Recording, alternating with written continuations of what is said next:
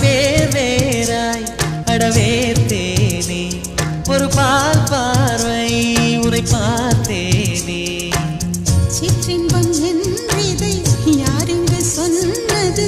பேரின்ப தாமரை தாழ் திறக்க ஐந்தடி உடல் நிலை மெய் மறக்க ஏ அசைந்தாடும் காற்றுக்கும் அழகான பூவுக்கும் காதலா காதலா